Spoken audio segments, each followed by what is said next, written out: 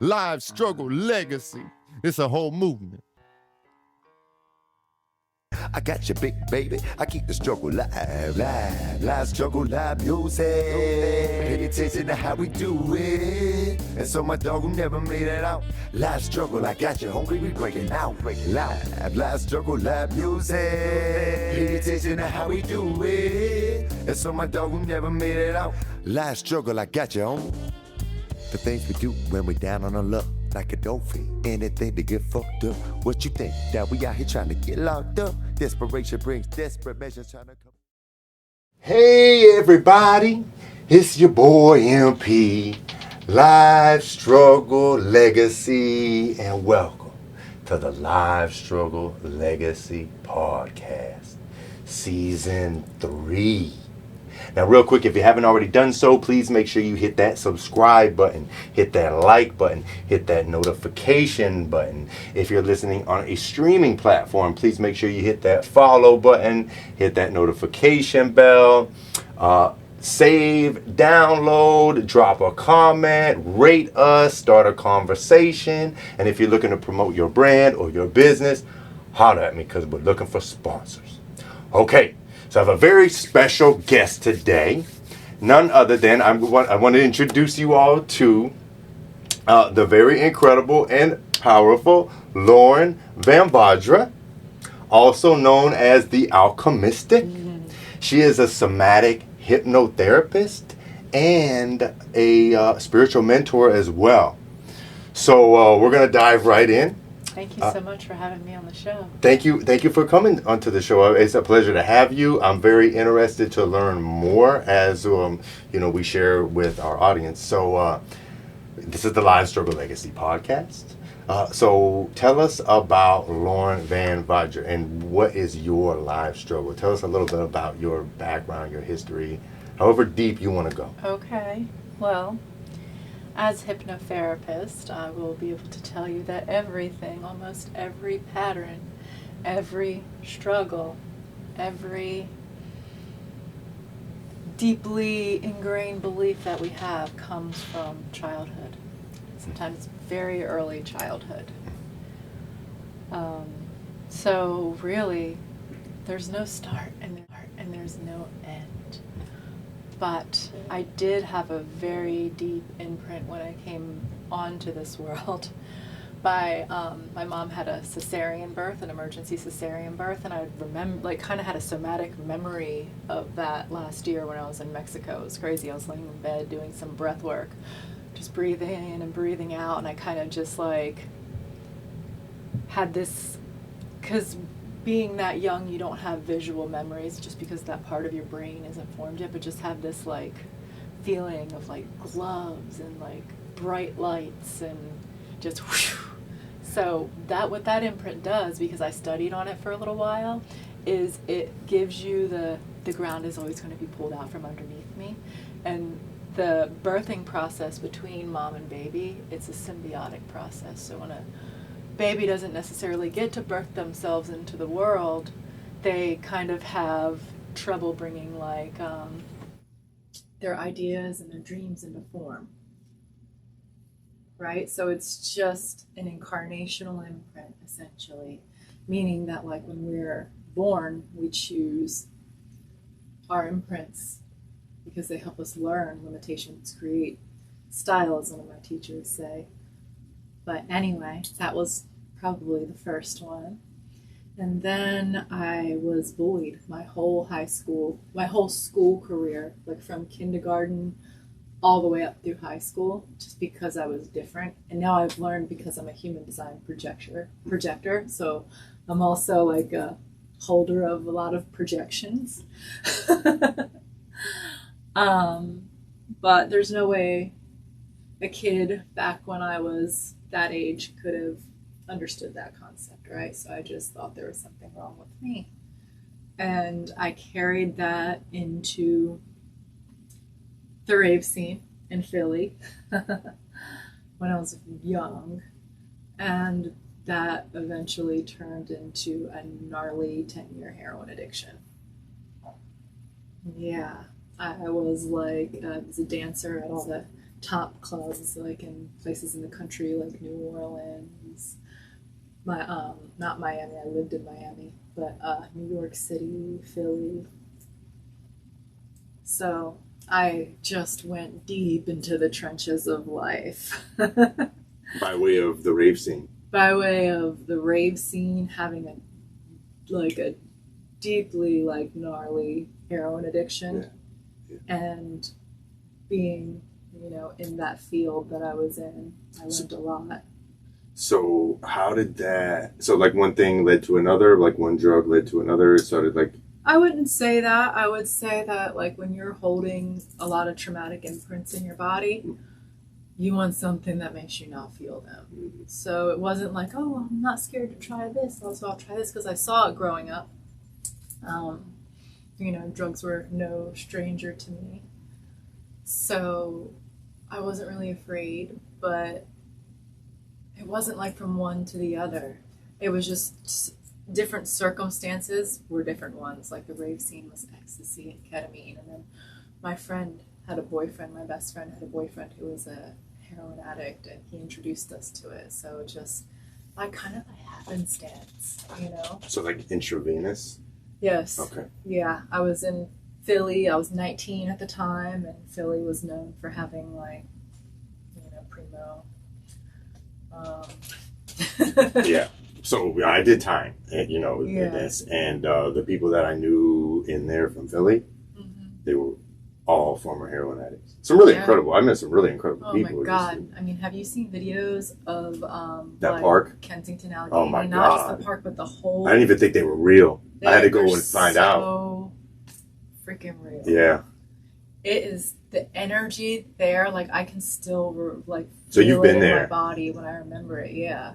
My another friend actually moved there and ended up getting on heroin. Oh. And by that time, it was fentanyl heroin. So it was really...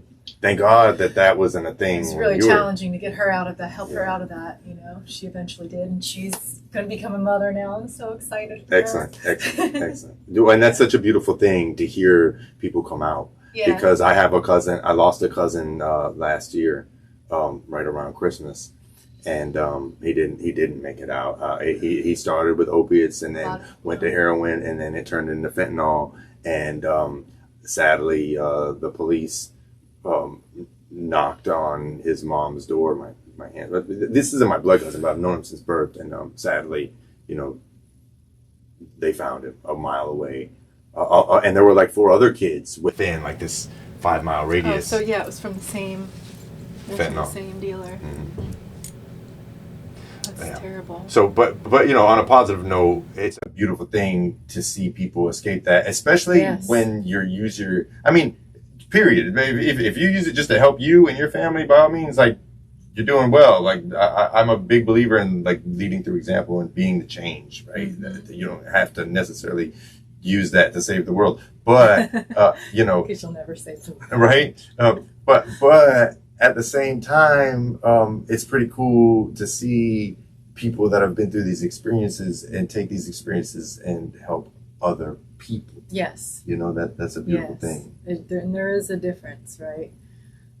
One kind of still has a codependent frequency to it, which is at the base of addiction, right? And the other one is more of a path to sovereignty and liberation through service. You're not going to save the world. That's an impossible thing for an ego to do. And all we can do is just try to have a positive effect on what's in front of us and what we can. Absolutely. Mm-hmm. So what pulled you out? Okay, so this is a really crazy story. You want me to tell you the whole thing? Please, yeah, this is why we're here. So I had just been in rehab for a month and a half up in Philly, and I'd overdosed in the dressing room of a club I worked at twice called Delilah's Den. It was the nicest place in the city. I felt okay there, And so I went to rehab. They put me on, it was a methadone program. So I was on methadone. and they wouldn't let me come back there, so I had to make money. So I went to this like hole in the wall place. My friend had my dog since I've been in rehab, and I hadn't got my dog back yet. And it's like my second night there, and I was like, the bouncer was a heroin dealer. It was just really like night and day. And I was like, I'm just going to go home and overdose. Intentionally? So, yes. So I got some from him. And then I was on stage and I was just thinking about it. I was like making peace with it, thinking what I was going to say in my note. And I turn around and there's this dude there that like sticks out like a sore thumb, like, whoa, kind of, like just did not belong there at all. So I walked up to him and I was like, what are you doing here? He's like, I don't know. It's the weirdest thing. I just left my friend's birthday party and I never come to these places. I was like, okay. He's like, can I buy you a drink? So I wasn't telling him everything, but I told him how it was like really uncomfortable for me there, that I wasn't used to working in that kind of environment. And he said, well, why don't you let me take you out to dinner and drop you off at your house and give you some money? I was like, if this dude kills me, he does the job. Why not? I was like that low. And then he didn't. He took me out to dinner. He dropped me off at the house, gave me $500. And I was like, maybe I'll just do a little bit of this tonight. Maybe that was like I wasn't spiritual at all back then, so I wasn't like, maybe that was a sign, I don't think, but I just decided to just do a little bit. And then he called me the next day. He's like, do you want to go to Budokan tonight? It's a really nice restaurant in Philly, like one of the nicest. And I said, well, I have to work. He's like, do you really want to work there anymore? I was like, no. Why don't you let me take you out to dinner? So he took me out to dinner. I did more of the heroin there, and I like fell asleep in the bathroom for like 45 minutes. But I came out. He was completely patient for some reason. And then that weekend introduced me to his kids. I know. His little girl and I bonded like that. And just getting to see myself through her eyes and getting to learn how to like nurture and love another being, because I've always been an only child and I was like ostracized in school, so I never really got to experience like close connection like that. And yeah, so just seeing myself through her eyes, I wanted to be the example to her of a kind of woman who can unapologetically go after everything that lights her up.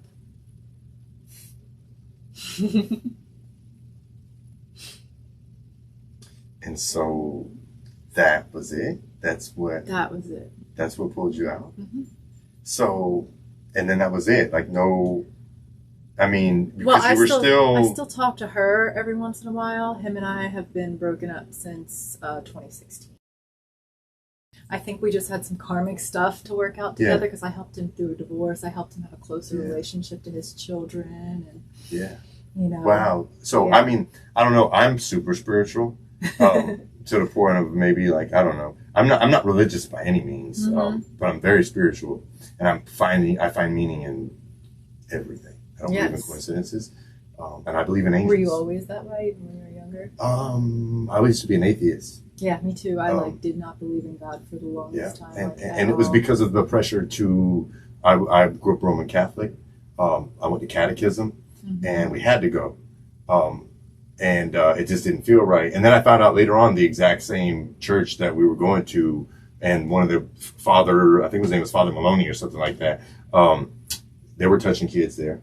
Yeah, they were touching kids there, and nobody messed with us because who my father was. That's a whole other story. My mom used to volunteer there too, though, so that may have had something to do with it. But my sister and I, we used to skip catechism, because my sister, my sister was an atheist as well, and it was just like we weren't going through for it. But like as I became more spiritual, things happened in my life that made me spiritual. So I'd rather talk about you than no, I want to hear it. Things have happened to me, but I just wanted to share.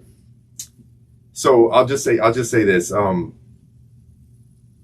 I don't want to say it's like people get spiritual in jail, and if I'm going to be totally honest with myself, I got spiritual in jail, but I definitely was spiritual before that.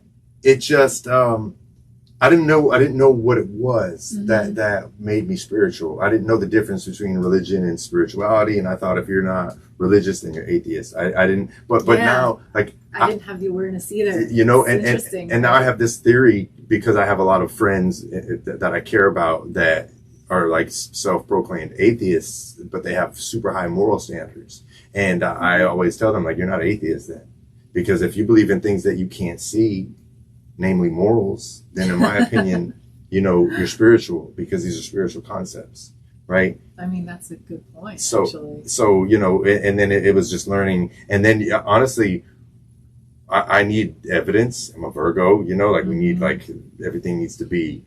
I know about Virgo placements. It needs to make sense, you know? And for me, when I started to learn about physics, it's like, okay, well, now we just confirmed spirituality.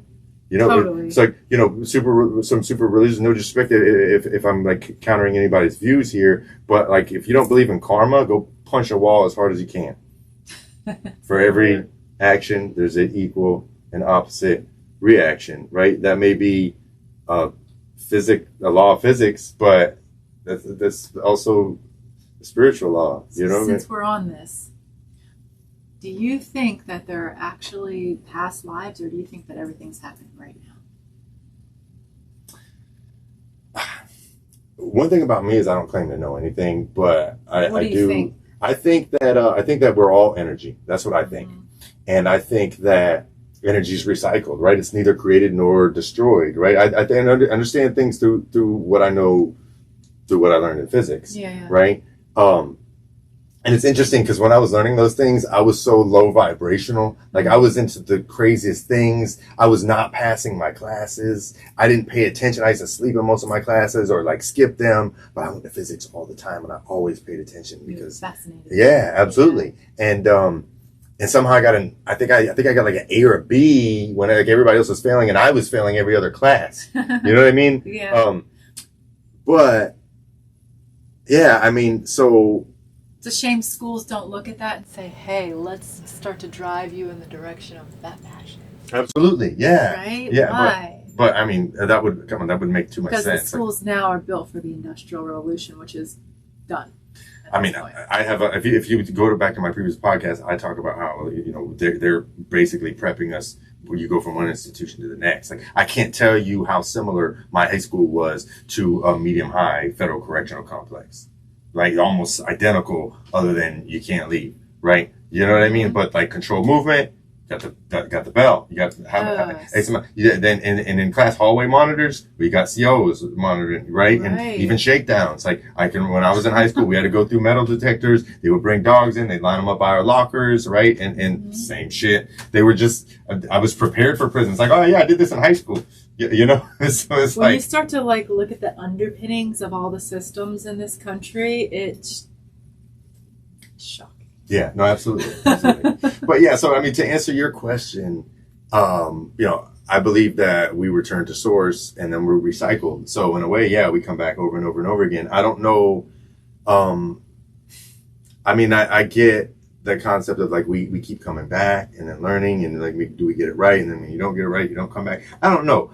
I mean, I guess I understand the concept and I guess it makes sense to me theoretically, but you know, I have had some really powerful spiritual experiences that have connected me to other dimensions. At least that's what I felt like was happening. So it's like, is there an in-between? I think that there could be. I don't fully understand it. I don't pretend to understand things that I don't. Yeah. And I'm also one of those people though, like, so I've had friends that are really... I like that about you. I've had friends that are being really able to say I don't know is like one of the most. Well, that's the thing. People always come at you like they just know. There are things that I know without a shadow of a doubt. I don't know everything. Nobody does. Yeah, nobody knows everything, and it's okay to not know. And exactly.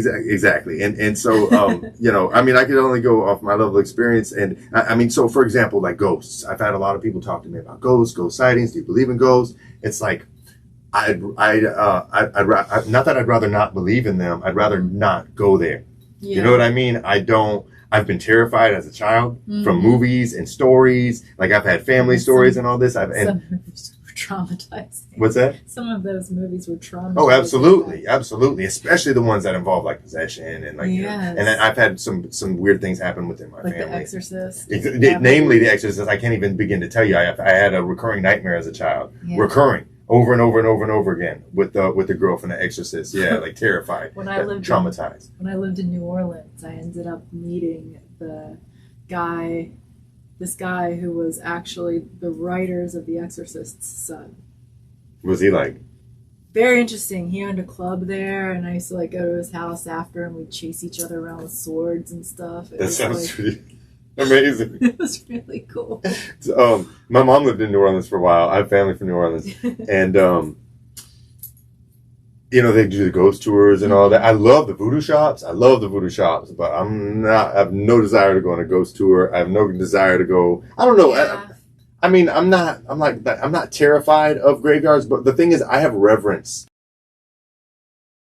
for the dead. You know what I mean? And I feel like it's a little bit disrespectful to start poking around. I don't know. This is my. I feel like the disrespect starts even sooner than that. When you fill them full of embalming fluid. Oh yeah, no, for and sure. Put them in a wooden box in this one spot forever. It's like energy likes to transform. Yeah. Right? So if you just put that body in like a tree pod or had a literal like funeral pyre with everybody standing around, it's like I would think it would be such a more beautiful like way. One would be like ascending into the mother and ascend off to the father. You know? Yeah, yeah. And now you can even be buried in coral reefs. That's and amazing. Help the coral reefs be rebuilt. Yeah. I mean, so I have this. It's awful. Like I used to say this, like in all seriousness, that when I used to smoke a lot of weed. You know what I mean? Like a lot. And I used to say that when I died, I don't know about this anymore, that I wanted to be cremated and put into the soil and had like some really high grade, you know what I mean, weed grown out of that soil. Alchemy. And then I want all my friends and family to smoke me. Why you know what I mean? Like, you ever seen the movie How High? Yes. But I thought about this before that movie. I promise you, like since I was like 12 years old, that was like the thought. When I die, I want to, go into the soil, come back as weed. Everybody's going to smoke me and be happy. That does not sound like a bad way to alchemize yourself. Not at all. I mean, that beats getting pumped up with embalming fluid and makeup all over you, and like try to make them look as much as they did when they were alive. Like, how morbid is that actually? Yeah. Kind of like, and it keeps our ideologies around death from evolving. No, absolutely.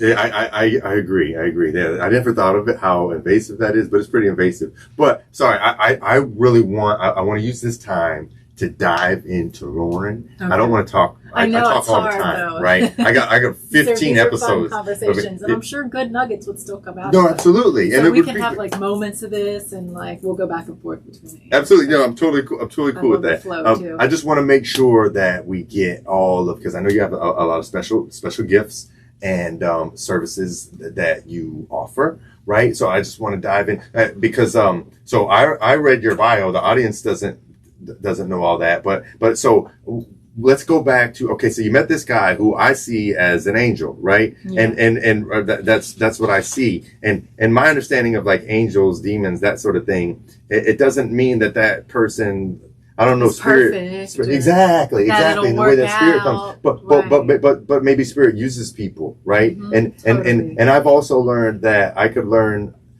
something from a sworn enemy, and they could come at me as an angel, but at the same time I need to also be on guard and not put my full faith and trust, right? Because understanding that people are conduits, Yes. right? For spirit. So you know, I don't know. I don't assume to know. I'm just sharing my thoughts, accurate. right, with what you shared with me, because I've had people come into my life in crazy times and pull me out of things, and you know, may not be here if it weren't for some of these people. So I can relate in different contexts. But you know, I want to keep things light, but I also want to be real. You talked about losing a partner at some point. Yeah, that actually happened very recently. Okay. In February. I'm sorry. Yeah. He lost everything in the storm. Oh. And then we evacuated to Indiana for a little while. He went there first. He went there and he left me this voice memo. That's like, hey, I just want to let you know I made it to the lake house and I'm alive. I listened to it like probably like 200 times. But yeah, so once he got back to Tampa, we hit a rupture that we couldn't bounce back from without both bringing our best selves. You know, I had to step away and say, no more, not like this. So we weren't talking when he died. Oh, I'm sorry. Yeah, I mean, it was shortly before that we had the rupture, but I was like in the process of getting my power back and giving him the space to come to me correct this time. You know, because that's what big love requires of you. Of course. So he activated my desire to become a mother. A lot of our ruptures revolved around his projection onto me and to my fertility because of my age. So that just caused a whole big rupture, but there was so much beautiful, deep love there. We worked with entheogenic medicines together in a sacred sexuality context. So our souls are just intertwined. So I was fucking devastated. There's like Lauren before that happened and Lauren after, and I can relate to that. That was like the crescendo of I am going to follow my dreams unapologetically now. And I'm so grateful that like I did step away and get my power back before he died, because that's like another gift that I got from our relationship, you know? Yeah. And I'm sorry, I don't mean to pry. How did he pass? It was a car accident, and like a few days later he died of a brain bleed. I'm sorry, that's awful. Yeah, he didn't even call me when he got in the car accident. And I know part of him didn't expect to die. He just wanted to be able to come to me with the correct energy. He didn't need something. I understand why he didn't, but it's unfortunate. Because I wonder if he had told me if I could have just been there or something. But no. But you know he's with you. Yes, absolutely. You know, I completely misinterpreted your bio, and I apologize because I thought we had to go back. I thought like we missed. I didn't realize that this was recent. Yes. This was new. So we can go backwards. Yeah, I apologize. Because okay. I thought we had skipped a whole. Okay. I still have half of his clothes in my closet, deciding whether or not I want to make them into a quilt or not. Yeah. You know. I'm so sorry. I've grown so much from it. Crucibles come from it. It was a practice that I created before that was kind of just like sitting in stagnation for a while.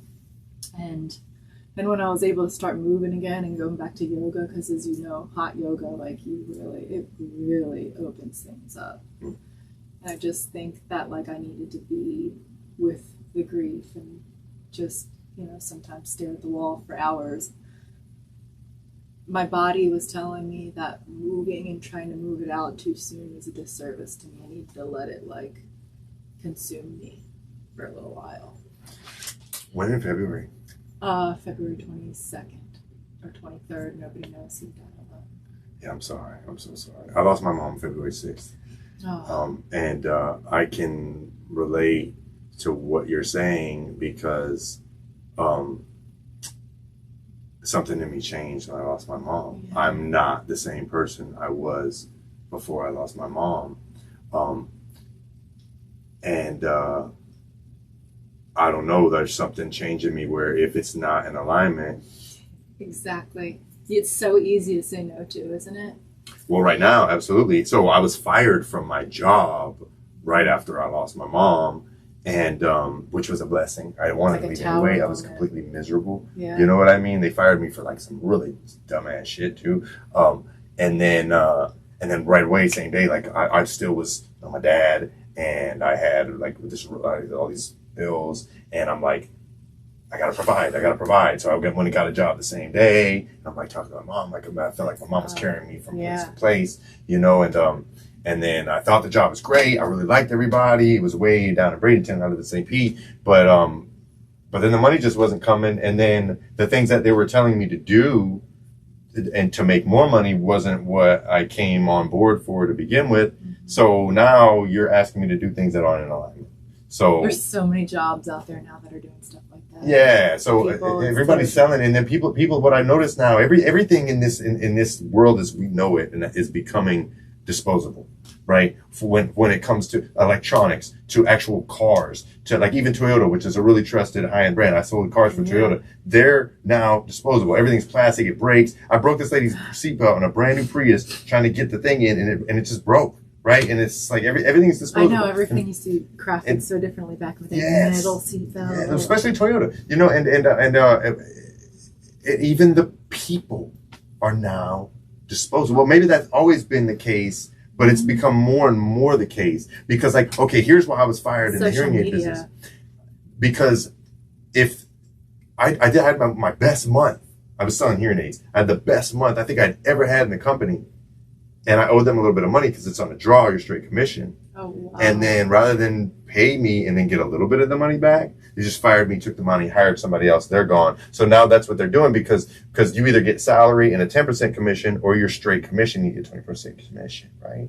And so they get a cut. They save money by cutting bait, so to speak. You know what I'm saying? Mm-hmm. So hence disposable people. And I think they don't have to give you like a legitimate reason. Just landlords don't have to give you a legitimate reason not to give your deposit back. You can just make something up and legally that's binding. But to be crystal clear, it was a blessing. It had to happen. I'm real stubborn. I don't leave unless like I don't quit. I'm not really a quitter. I'll stay. You know what I mean? Till I'm bloody and bruised and fucked up. Maybe this is teaching you not to do that. Well, exactly. If it's not in alignment, I'm gone. Yeah, I'm not staying. Right. Because that's the only way you can make space for what is, even as scary as it may be. Like, I think that's part of what the surrender journey is. And I don't know if I'll ever get as deep as I'll let the divine use me however it sees fit. I don't know if I'll ever get that deep into surrender. Some people do, and they find a lot of liberation in it. Absolutely. I know a little bit about surrender. But I want to fill in some gaps here. Okay. All right. So this angel of a human being became your partner, and you said you were engaged or you were you just lived with him. Okay, he bought me a car. I went to massage school while I lived with him. But he pulled you out. Pulled you out, and so when did your I'm trying not to be cliche here, right? When did your when did you start? You said you weren't spiritual. Yes, pretty much when I broke up with him, I moved in with this woman who practiced witchcraft, and it just kind of, I was a little bit spiritual before then, but not really. It just opened me up to a lot of things. And then she ended up not being somebody that I wanted to be close to at all, but she was a good teacher. Do you want to elaborate on it? Is that? Well, I think that we all have, shadow parts within us, but some people let those drive and some people let those take over them. And they don't look externally, they don't self-reflect, they only externally reflect and project.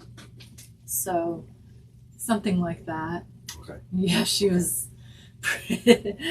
was pretty hard. I get it. I mean, no need to. But she was a good teacher. Okay, Like, yeah. living there with her and just having to learn to navigate that was very valuable. How long did you live with her? 18 months. Almost. Okay. Mm-hmm. Yeah. Yeah. So it was pretty valuable. Then I moved here to Tampa because I reconnected with the first guy I ever kissed and everything. Like, That was in Philly, though? You were living with her in Philly? I was living with her in Philly, and then popped up. Her friend Fabian made me a love bath. And then it attracted an old partner. It attracted an old partner. So, like, one that, like, I never really got to, like, go all in with. So I would just... So, like a high school sweetheart kind of deal? Like, literally? After I left high school, he lived at the college apartments that my mom and I lived at, and he was, like, an artist. One of those guys. Okay. Yeah. So we reconnected, and he ended up coming to Philly first, but then we quickly went to Tampa because the other roommate I was just telling you about kind of had a psychological little bit. So I was with him after we moved to Tampa for almost 3 years. He just wasn't ready to grow up in the way that I was, you know? And I remember I had a dream after we'd broken up that I was sitting on my living room floor. I'd manifested this big house in Tampa. It was like a 4-bedroom, 3-bathroom house, like almost identical to what I imagined. And I don't know how I was able to live there for a couple years. It was huge, expensive. And it's just you and him living there? It was just me and him living there. So I needed him to like pick up the slack a little bit more. And he just wasn't ready. He was an artist, right? No, by then, like, he was just doing, like, he also did massage therapy and just doing like, side jobs, but he just was not very motivated, so we had to part ways. And then I just had this dream where I was sitting on my living room floor, and he came to me, like, at his highest self, like, looked happy, just completely, like, free of all the layers that life puts on you, you know? And he looked at me, he sat backwards on a chair and looked down at me, pushed my hair behind my ear, kissed me on my forehead, and walked away. About a week later, I started feeling like so he was like letting me go in the spiritual realm in order for me to start this evolutionary partnership process. So less than a month later, I started feeling these effervescent bubbles like in my spine, like moving up my spine. And it lasted like weeks. Now, describe effervescent bubbles. Yeah, it was just like, I would be sitting there and it would be like, not convulsions. No, just it like felt fluid, like cerebrospinal.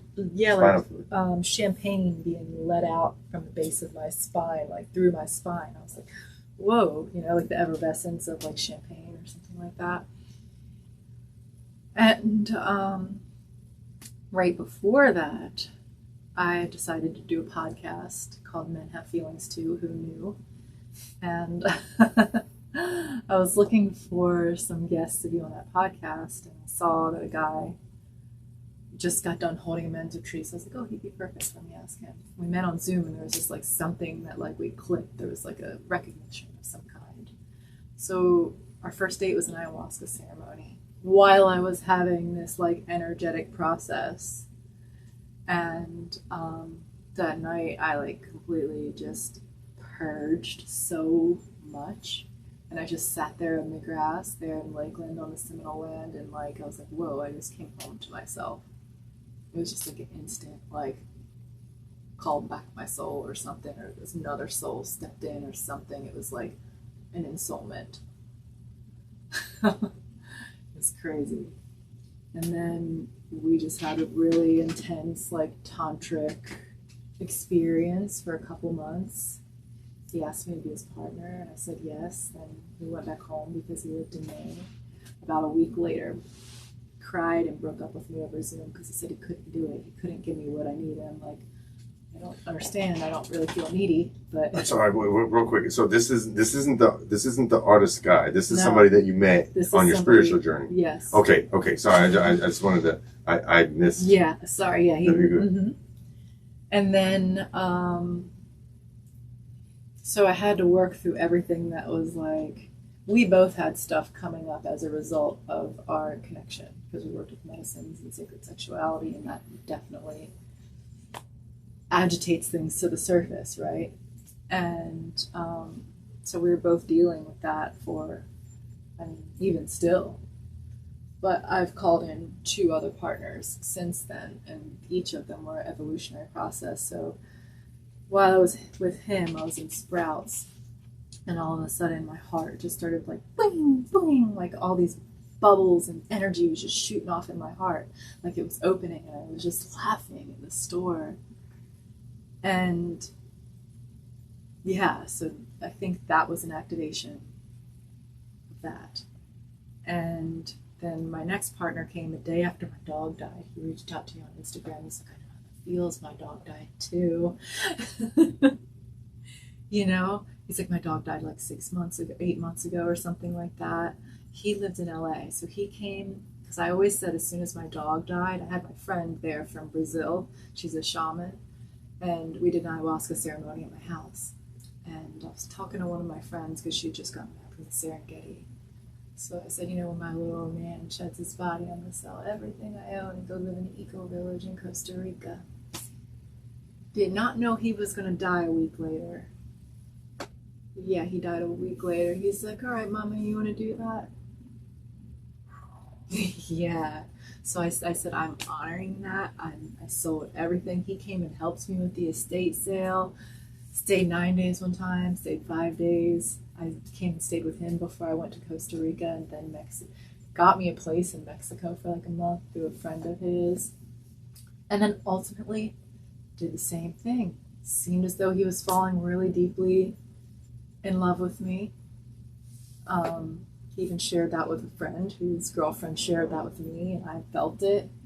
Just suddenly cut it off and actually went back to the partner that he was dating before me. He was not divorced yet. Do we need to speed up? Okay. It's okay. Yeah. I'm just trying to So okay. I'm I don't want to keep going. I'm gathering the pieces, and what it sounds to me is that you've been shedding And activating, because he actually activated my throat chakra, and then Adam, the one who died, activated my desire. I want to say my openness to become a physical mother, and the illusion. So it was like a 3 chakra activation of some kind. I'm sure there were more activations going on, as there's a lot of energy. But yeah, and since then I've seen things completely differently. Since the last part? Since all of them. Okay. Well, so in your bio, you talked about these relationships and I don't remember the language that you used, but you talked about them being profound and being these incredible learning opportunities. Is this how you became the Alchemistic? Yes. Okay. Tell us about the Alchemistic. Okay. So this is kind of, this is a little bit new for me, the Alchemistic. Adam used to call me his mystic, and I've been into like inner alchemy and like just deep, like shadow work, just really being able to see others deeply for like who they are without judgment, you know, as much as my human mind can. And I just think the alchemy and the mystic, those just describe me. It's a great branding for me. So for someone that's not familiar with either term, okay, some people think that alchemy is literally turning lead into gold, like they did in the way back when. It's a pretty powerful metaphor, though, because that's what we do. Yes. But you turn something heavy, like emotionally heavy inside of you, and maybe unrecognized, unacknowledged, and unexpressed. So it's just weighing on you, pulling on your energy, and you turn that into something that serves you, something that actually feeds your life force instead of drains it. You know? yes.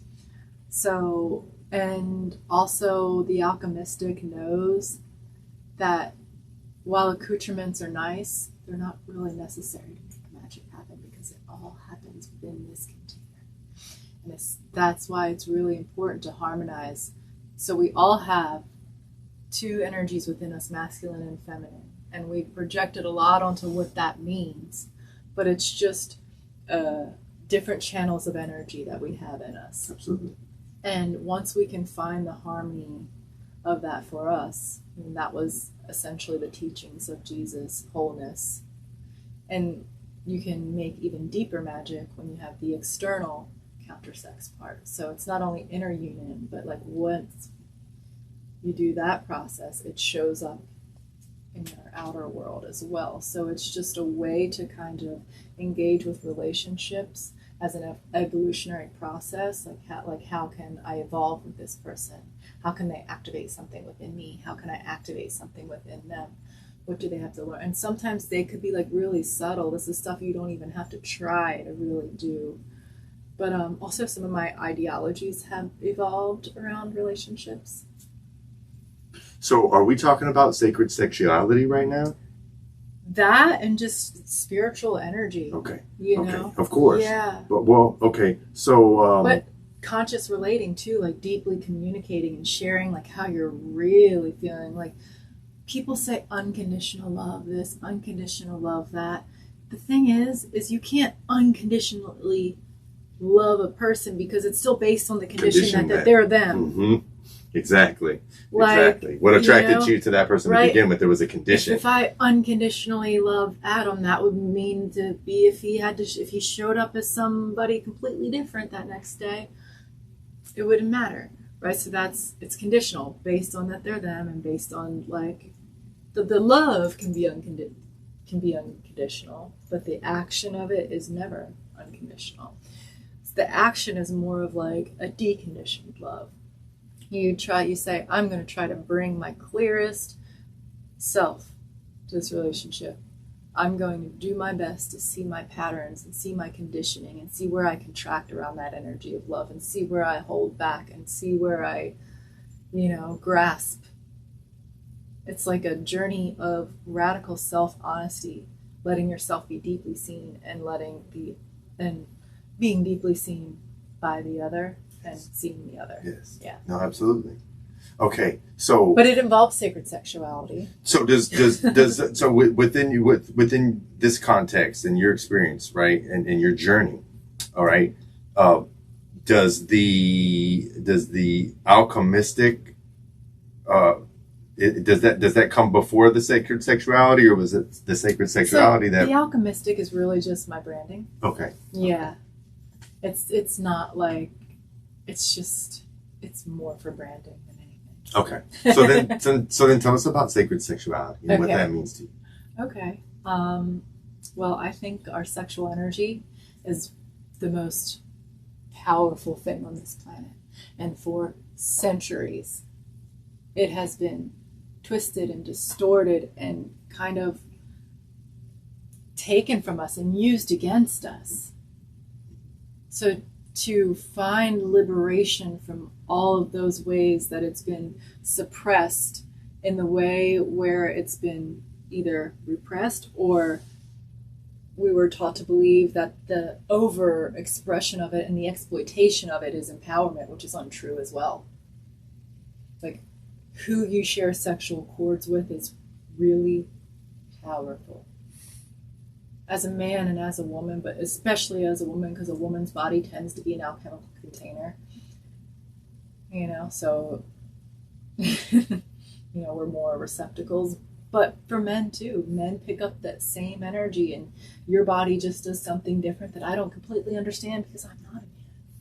I'm thinking about this awful, ridiculous reel that I saw where it's like, the difference between a man having a bunch of partners and a woman having a bunch of partners, right? And I'm not one to judge either, but basically he took a cup and the cup was full of water. And then he said, when a man can do this a whole bunch of times with all these different people, and yeah, it's whatever, but like the water is like, it's not, but then with a woman, and then he takes his fist and he puts it in the water over and over again. And it's like, think about how many, right? And I'm sorry to like make it. What a brilliant guy. But it's like, that's like the sloppy, kind of like, I guess, non-discretional way to describe what you what you just, right? I'm sorry, think like I so. think break things down into layman's. Yeah, I like that. So it's kind of like the woman receives. Yes, exactly. So the That's what I was. cup will get filled, and energetically, like the woman's body will have so much to process if she has multiple partners. But this could also be my own conditioning around monogamy, because I feel as though I'm like very monogamous. So I'm well aware, whether she has multiple partners or one partner, all of those partners need to be deeply aligned. Yeah. Like all of those partners need to have respect for their own sexual energy. So they're not out there pouring their life force into like unprocessed trauma, Mm-hmm. you know, and creating that with other individuals. So then that creates that with you. So I feel like people can successfully have multiple partners. I don't know why or who would have the time. I think that's a thing for maybe rich people to play with or something.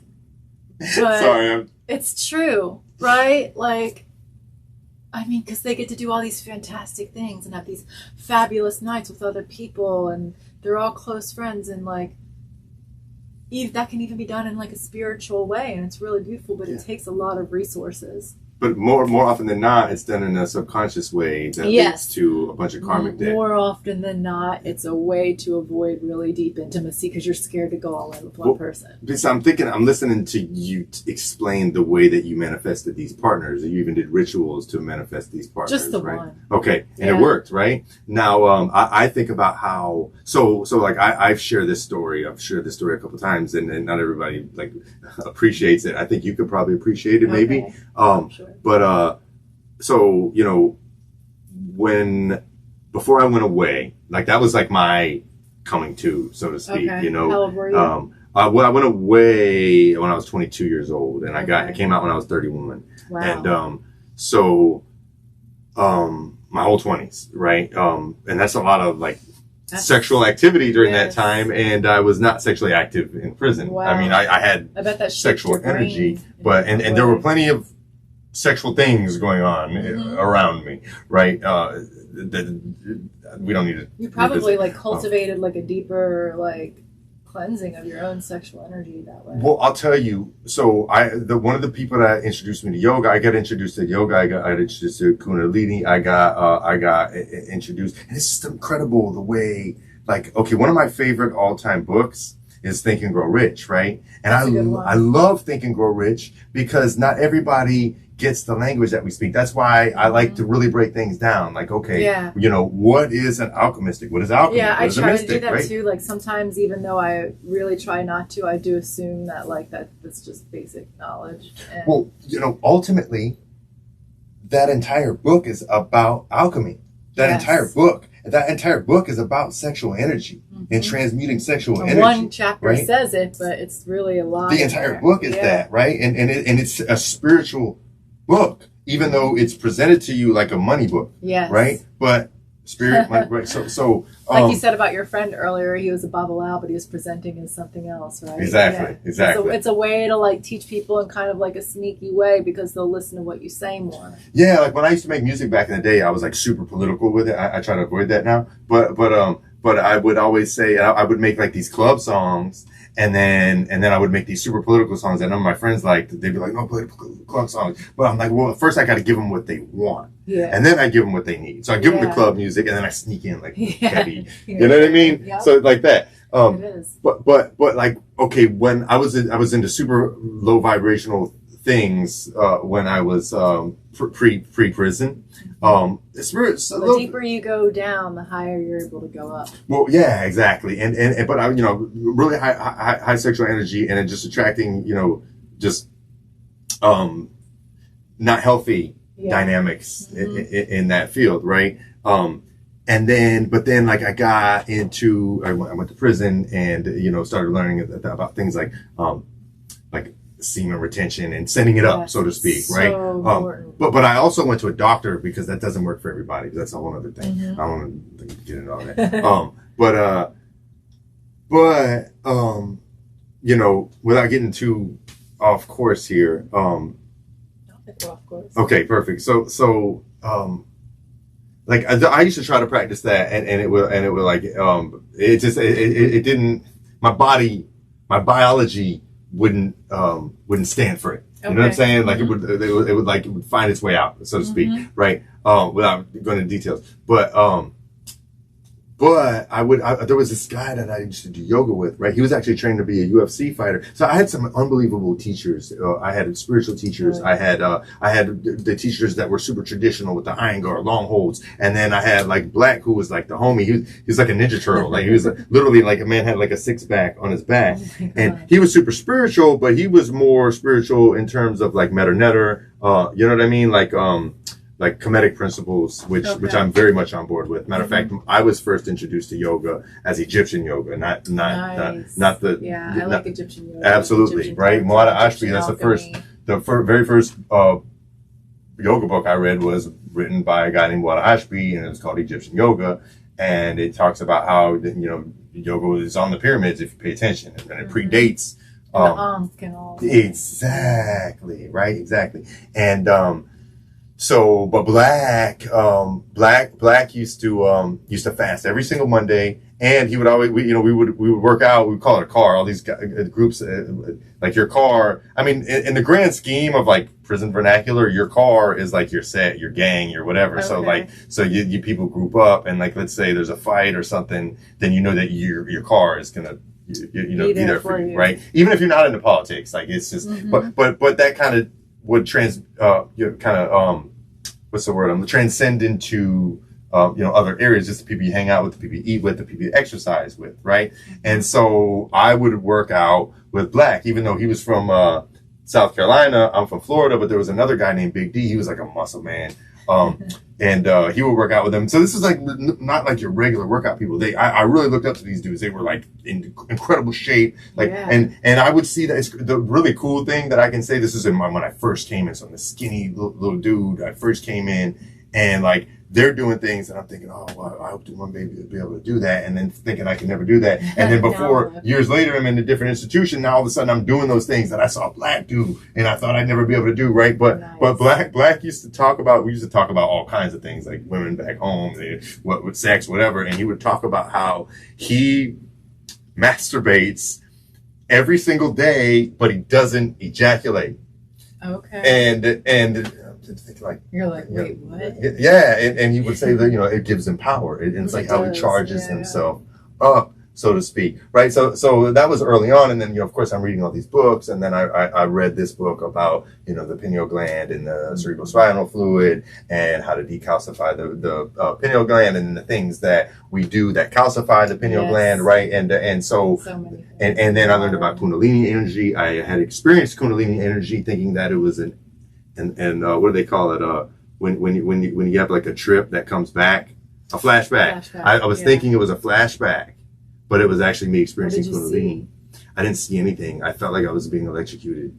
Okay. Like literally. Yeah. I've had crazy jolts in my spine. Wow. That's why when you were talking about bubbles. Yeah, mine was gentle. It was that process. Mine convulses. It's actually scary. It feels like I'm having a medical emergency. I've heard that. Right? Yeah. And it can happen when I'm around certain people. It's very bizarre. I can't really explain that, but I'll dive into certain movements or something. Well, I'll dive into that a little bit, right? Okay. But we know we're talking about sexual energy and essentially trying to learn how to transmute it, but it essentially spilling out, right? Especially in like the unaddressed shadow, right, so to speak. But I'm saying all this to say I worked so fucking hard in prison to like be a better energy. Yeah. You know what I'm saying? Yeah. I worked really it for your benefit. Really hard. Situation that was lead and turned it into gold. And my friend are an alchemist. Thank you. I appreciate that. So but here's the thing. I worked so hard. Like I really did. Like I mean, I've said it all on the podcast before, so I don't want to, like, if people have been following me, I'm gonna have to keep reliving my life, right? We're talking about Lauren today, but I will say I didn't understand why when I got home. Right. So when I got home, this one girl it was coincidentally the same girl that was there for me before I left, she kind of fell back. And I never get upset with people for like not writing me in there, because it's like, I made decisions that put me there. Yeah. You didn't make decisions that put me there. Your life shouldn't stop. Like, you shouldn't have to go out of your way to check up on me.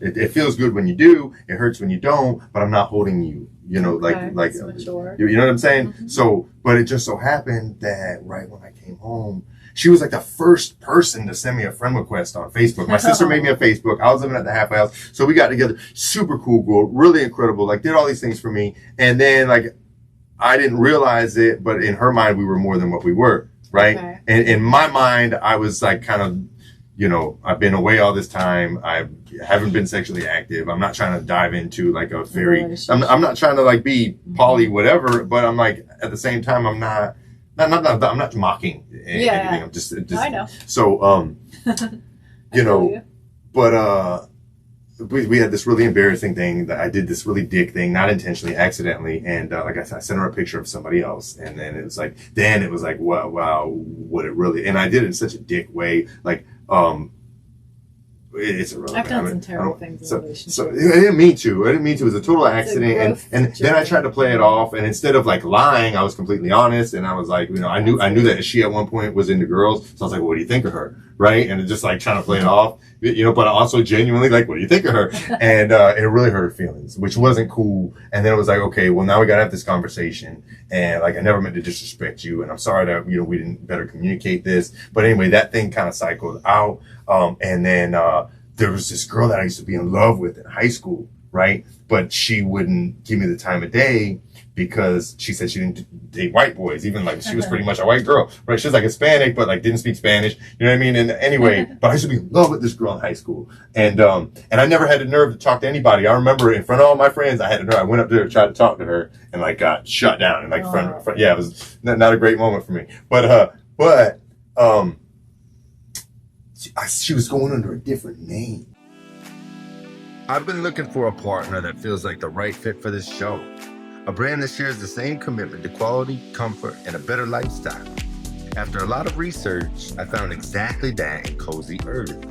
They create luxury bedding and pajamas made from 100% bamboo, naturally breathable, incredibly soft, and designed to keep you cool and comfortable all night long. It's the kind of product that elevates everyday life, which is exactly the type of brand I want to bring to this community. Cozy Earth also stands behind their products with a 10-year warranty on their premium bamboo bedding, plus free shipping on orders over $50. If you've been looking to upgrade your sleep and align with a brand that fits the values of this show, visit CozyEarth.com and use the code LSL for 40% off your order.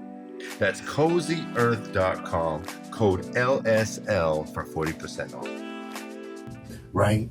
And so, I kind of had this like type that I was attracted to before and would gravitate towards me, but I worked really, really hard to like try to find another type.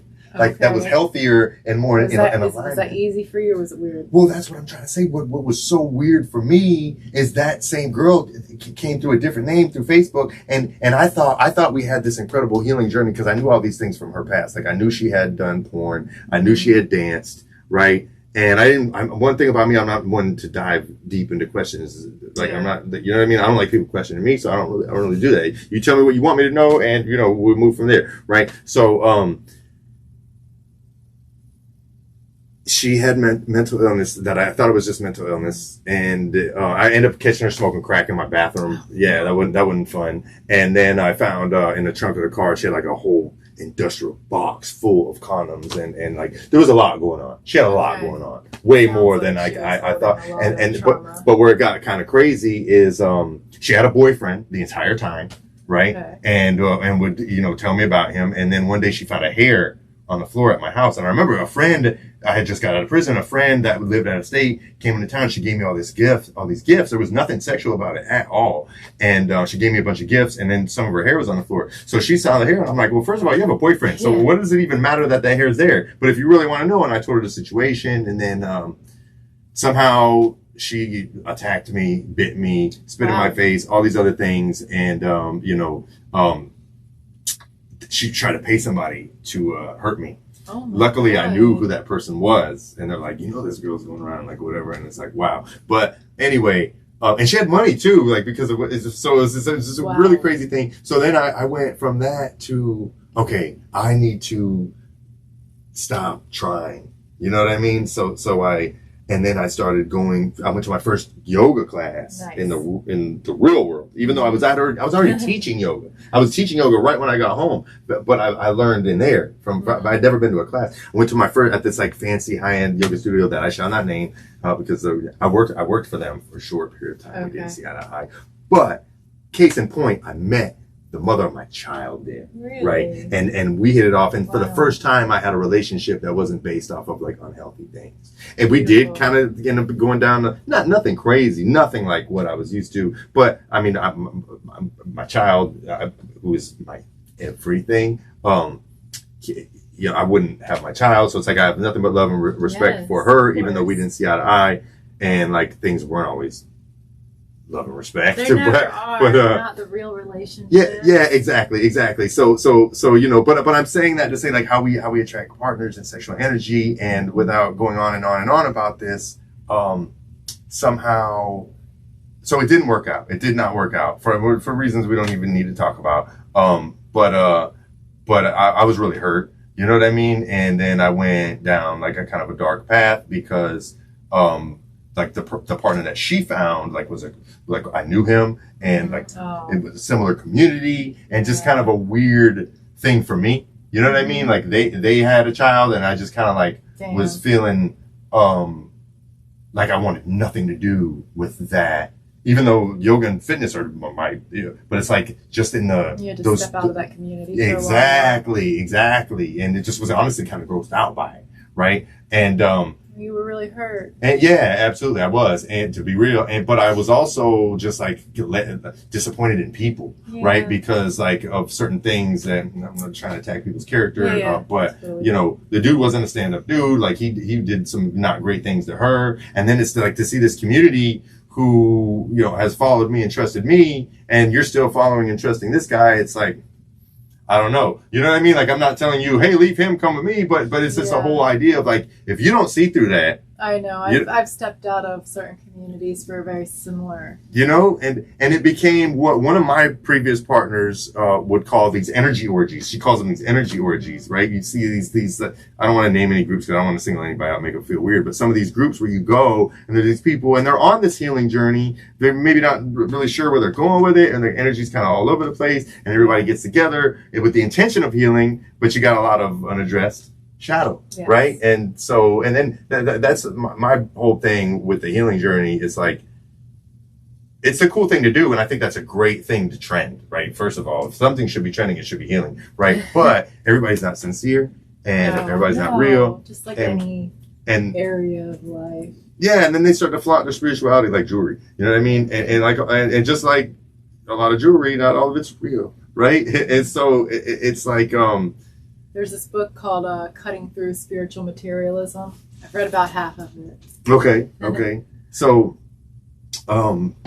anyway. Into that. Yeah. So what I gave up trying to, I'm not gonna, I went down this dark path, started attracting a lot of the same old dumb shit again, and then I snapped out of it, right? And then I started to manifest a partner. Right? And for the first time in a long, so like when her and I first split up, I tried doing like the app thing, and I was attracting all kinds of awful things. But all I kept saying to myself is like, what am I doing that's attracting this? What do I need to change? What am I putting out that's attracting this shit? Right? Good that you asked yourself that question. So then I started to like clean up my energy, so to speak, and then I made like a real profile, like with what I really wanted, and what I thought I wanted was chemistry, right?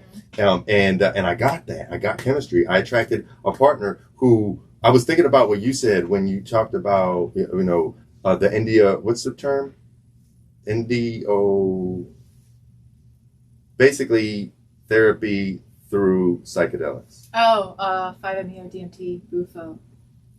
That's not what I was looking for. But there's a term that the term of that umbrella term. Entheogens. Okay, yes. Okay. So. Well, I've already told you what they are. Well, I was having such a hard time with, and honestly, just to be totally honest, like I wasn't like crushed about the relationship. I was crushed at my son, who I was with every single day from when he was born, that I actually delivered. We did a natural birth. I was the doula. Okay. Like straight up, I was daddy doula. And so, you know, never been separated from my child for a single night. And then all of a sudden, not only is my child away from me, but my child's in a bed with some other dude that's not respecting the parent dynamic, right? There's no boundaries. And it's like, that's a hard, and without, I'm not trying to like air out the whole situation, but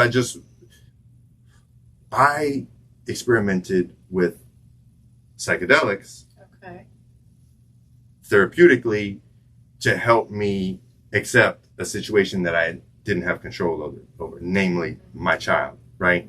And in doing that, it opened up my mind, right? Because my place of thinking wasn't working for me, and so I've never really been that into we a can get stuck in those energy patterns that really just kind of ensnarl. So I never was really into astrology. I never was into tarot. I never was into readings. I don't like that because I'm a firm believer in, I am the master of my fate. I'm the captain of my soul. And in the second I let you try to read me, now you are playing with my subconscious mind, right? Yes. Same reason I never let people do Reiki on me, right? Mm-hmm. Well, now all of a sudden what I've been doing, it's not working. I'm not feeling good. I'm not a depressed person, and I was depressed.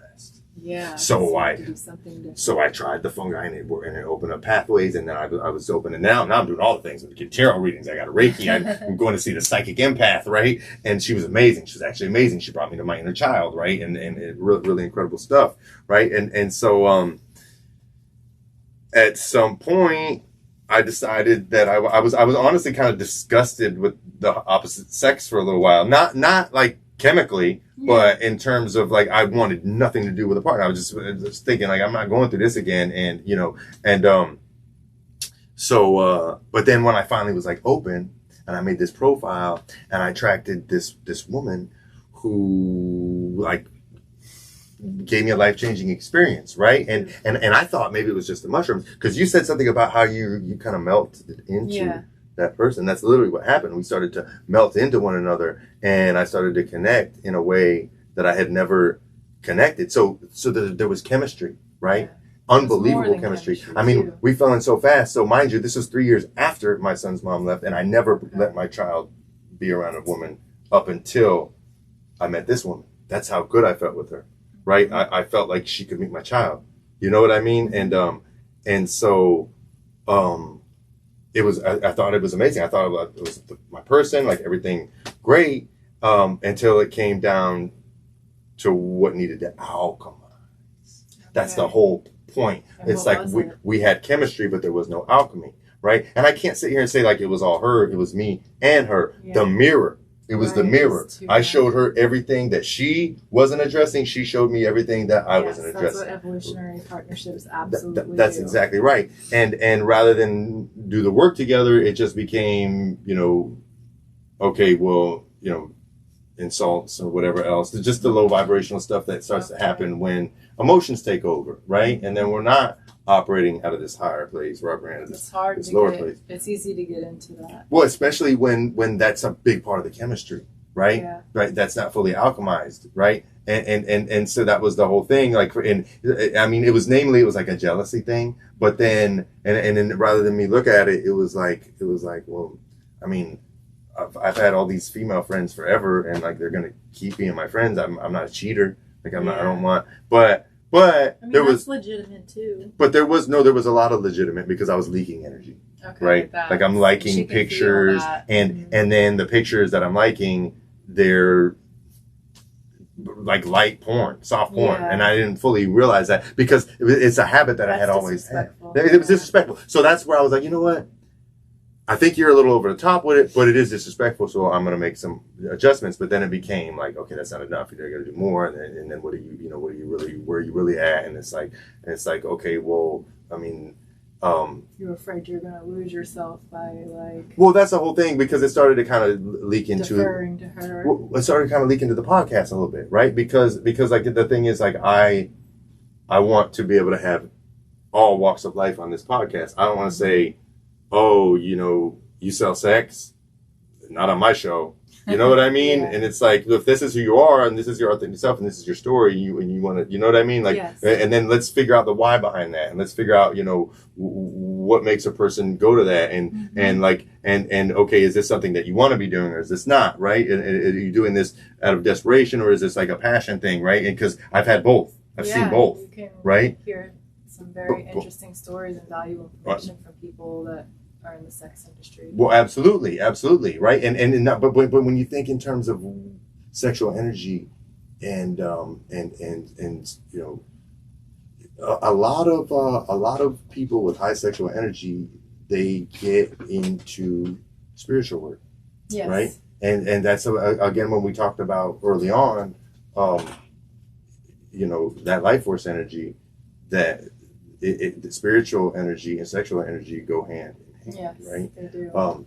You have your first spiritual awakening, and then you have the one that includes sexuality, you know? Yeah, no, absolutely. Absolutely. So alchemy is this big theme. It's like, wow, you know, here I was manifesting, and I didn't think to, you know, we shed, right? We shed what's not in alignment, what's not working, and maybe we get closer every time.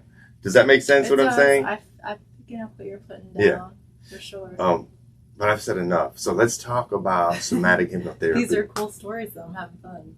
Somatic hypnotherapy. Well, I went to HMI.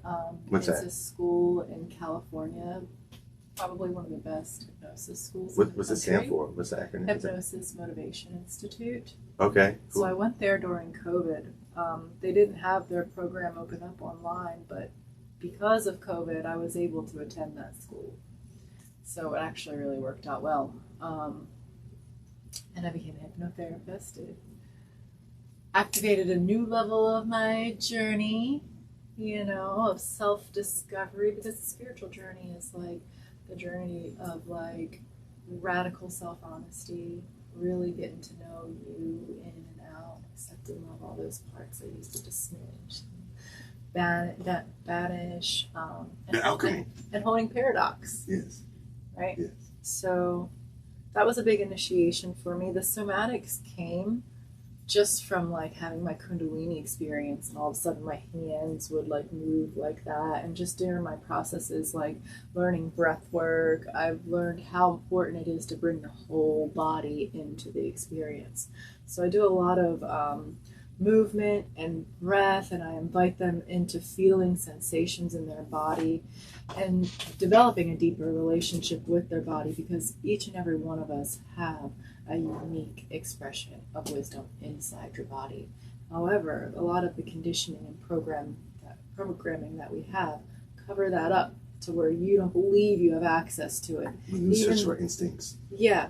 Even though you do, you don't believe you do, so your consciousness isn't at that level to where it's able to access it. Yes. And I really think movement helps that, breath, heat, and the subconscious mind. And that's why I created Crucible. So let's talk about Crucible. Okay.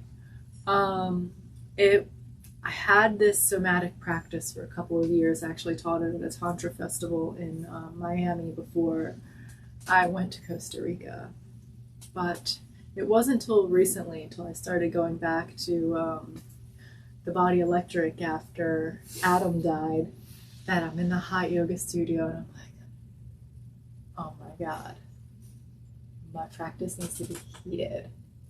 Just because the Crucible, so I changed it to Crucible, I rebranded it, I went like a couple times deeper with it, and now it is what it is, and I'm teaching it at Rare Body Studio on the 28th of August. Excellent.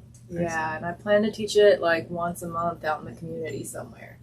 So I should have told you this before we started recording, but I'm going to say it now because these are pre-recorded and then they're going to be posted after. Mm-hmm. So this is actually going to launch after the 28th. So it already happened by the time. I see. So yes. Hopefully it was amazing. I'm sure it's going to be amazing. I've been working on the transmission and the script for the experience. So this one is Alchemy of the Ashes, and it has to do with grief and loss. And I think it's really important to bring to the community because the storms marked a time for so many of us that, just like the wildfire that ran through my life in February, to split your life into before and after. So many people lost their homes overnight, their jobs overnight, their pets. Just, it's the collective heartbreak of seeing everybody's stuff out on the curb.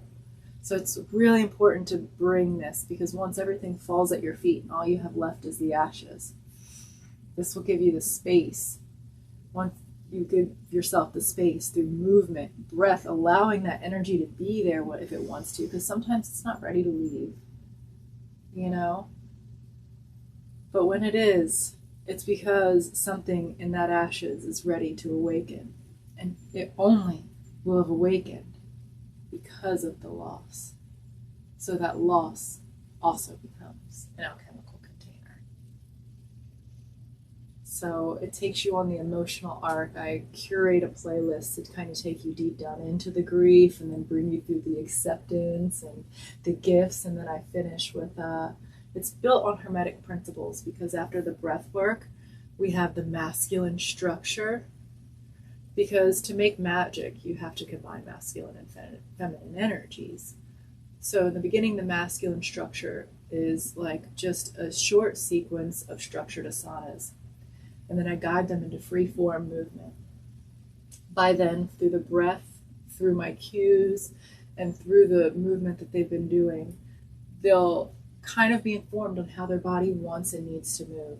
And this releases emotions, this releases trapped energy, this creates space in the body for new things. Because when we manifest, we can't manifest what we want when our field is so filled up with other things that we're clinging on to or not expressing or not admitting to ourselves. Like, we have to make the room for that thing we want, especially if it's a really big vision.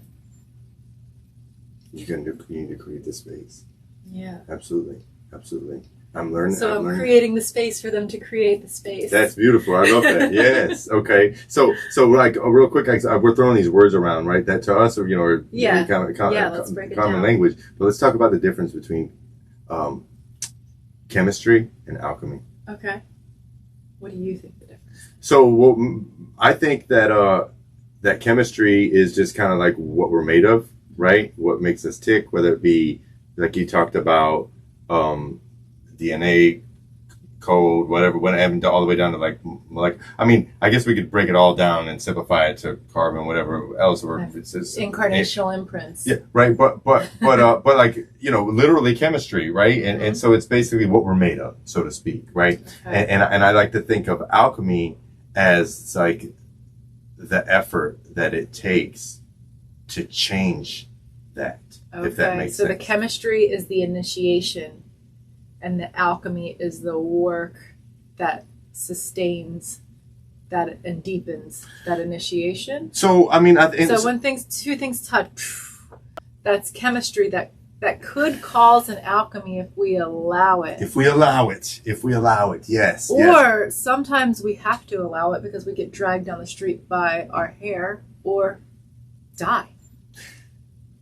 It's like this. I read somewhere, it's like the universe will give us hints and show us signs. Yeah. And like, we'll like, yeah, whatever. Like, show me another sign. Show me another sign. The next thing you know, you start seeing stuff flashing. But then eventually, you get snatched up out of where you were, and you get pulled out of it violently, right? Mm-hmm. That's what happens when you fail to alchemize. Yes, first right? You get a whisper, then a tap on the shoulder, then a brick, then a Mack truck. Exactly. And I've seen a lot of people get the Mack truck. Yeah, I've gotten the Mack truck. Me too, a couple times. I will stop at the tap from now on. I think I've gotten refined to enough to be able to stop at the tap. So like, no, absolutely. I'm working on it. I'm not gonna lie. I was just as violently removed. I don't know. I'm stubborn as all can be, and I need to learn by fire oftentimes, right? But I know that about myself, and I do try not to let it. I'll get better. Do you think there'll be, so by fire, do you mean by pain, or through painful experiences?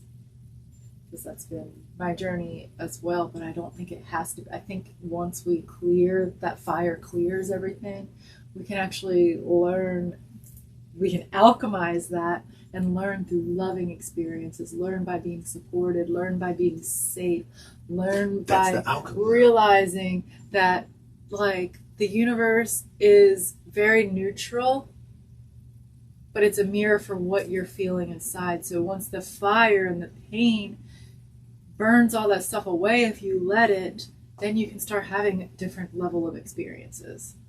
It's like we meet in light, and then like we're attracted to each other's light, right? But then there's the underlying shadow, right? And then that's the thing about the mirror, right? The mirror, it just looks like I'm doing everything wrong, but it's actually showing you what you need to work on. And then when I'm triggered by you telling me, and I'm just speaking in general, but when I'm telling, you know,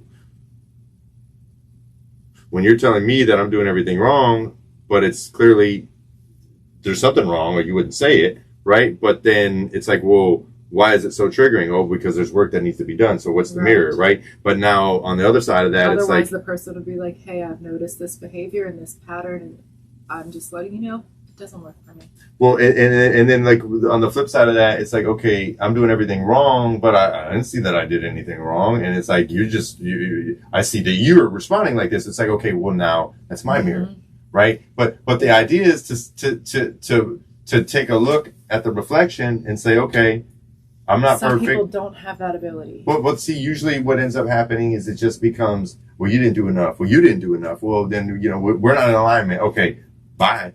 You know what I mean? I'll find somebody better than you, or, you know what I mean? Like, whatever. Then we give up on relationships too soon.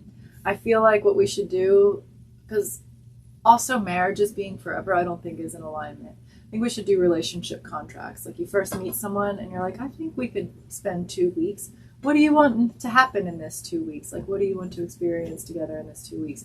Let's kind of come up with a little intention. It's only 2 weeks, but hey, whatever. Then at the end of the 2 weeks, you readdress like, hey, do you want to go for 6 months? And then you go and you stay in it no matter what, unless that person is beating your ass. Yeah, that's just like freaking crazy, yeah. Like, then you stay in it for 6 months. And then you set a deeper intention. What you want to learn from each other, how you want to evolve, what you want to give, how you want to serve together, how you want to use the relationship for your own individual service. It's very intentional, and I've never approached it like that, but I think that's a pretty amazing. Like 2 years, and then you can do y'all taking notes, like 5 years, you know. But the problem is we have a culture now, like you said earlier, that is so disposable, because it's easier for if someone gets shown a mirror that they don't like, if someone gets shown something about themselves that makes them deeply uncomfortable, it's easier to look away from that mirror and look at the next shiny thing that keeps you from seeing yourself. Well, it's really easy to keep looking at light and meanwhile, like, you know, pretending the shadow's not there, or that you already beat the shadow, you already whooped the shadow. That's what I notice is the biggest problem, where the people think that, you know, the shadow's already been conquered, and now they're all loving light. You'll always be and it's working with like some level of shadow. Like, you don't want to get rid of your shadow. Your shadow gives you power. Absolutely.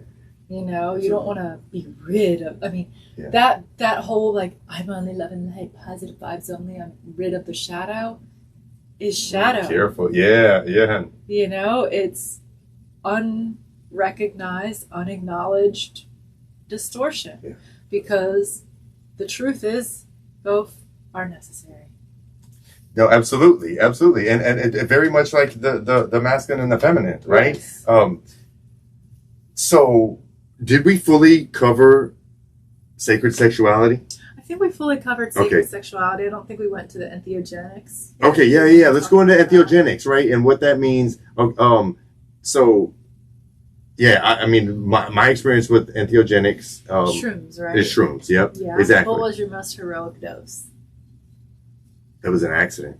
It was completely an accident, and I don't know what it is, because I've had so many different, you know, forms and functions, right? I don't know about function, but different forms, right? Mm-hmm. And then it's difficult for dose is difficult for me. It is, right? Yeah. And then it's also weird, because I swear it also has a lot to do with like how you are energetically, your environment, what you ate, if you didn't eat, right? And so I got tricky. My one partner that I had, like I thought that what it was, I thought maybe it was just a mushroom. Like, maybe it's just a mushroom. Maybe I'm just, and then we got together without that, and it was the exact same thing without and it was like, wow, this is really powerful, That's right? Sexual alchemy. Yeah, yes. Exactly. Well, I don't know if it was alchemy. Okay. Maybe it was. Maybe it was. Maybe it was. Sometimes it is, and like it changed your life, right? It did. No, it did. It did. So there was definitely alchemy.